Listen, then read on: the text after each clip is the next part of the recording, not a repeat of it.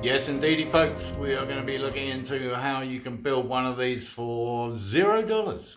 Now, of course, it all depends on what you start with and what you spend on the bike.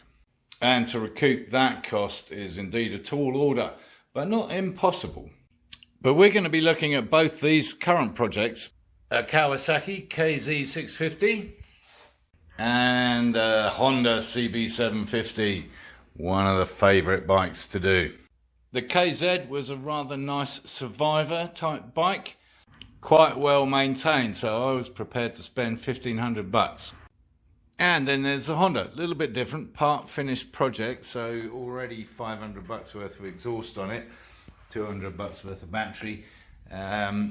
Total cost $800, i.e. purchase price. So, like I already said, to end up at a zero cost, including the purchase price, is stretching it. It's not impossible, but let's not try and do that this time around. And we're going to look at some previous projects of mine just to see how that kind of pans out, almost, sometimes. All right, let's go quackers first.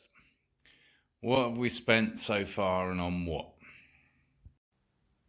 Now, this is a bit tricky because I've swapped the front end of an R6, Yamaha R6, onto the bike, which I just happen to have kicking around. I've also got the back end if anyone wants it.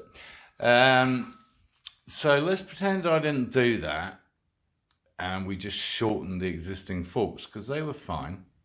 Except the problem there is that I sold the forks, but they, of course, were the bulk of the shipping costs involved in that exercise. Oh, I know, a lot of grey areas here, aren't there? Anyway, obviously I bought some paint for the motor itself, so that's all been repainted. Some green paint, some very nice candy paint, a little bit of tape. Would have had to buy the bars and levers if they weren't already on the R6 front end, so let's add those in. Some foot pegs. And some stickers. Shock absorbers, didn't need to, but I chose to. I bought the wire piece and the end piece. Meanwhile, I sold some more parts, and you can see that that's bringing the overall cost down to less than the original purchase price of the bike. I've added in a few extras for nuts and bolts, a little bit of electrical stuff, which is Speedo. Yes, it really was that cheap. And then I've thrown in all the other items that I've got on eBay. Now obviously they might not sell for quite that much, but as you can see, that total is way below the price of the bike to start with, and we are heading to a potential net zero. I don't think there's anything else I'm likely to sell off it. As a center stand, it's probably about $50 worth. A few other bits and pieces that I haven't actually put on eBay yet, foot pegs, things like that.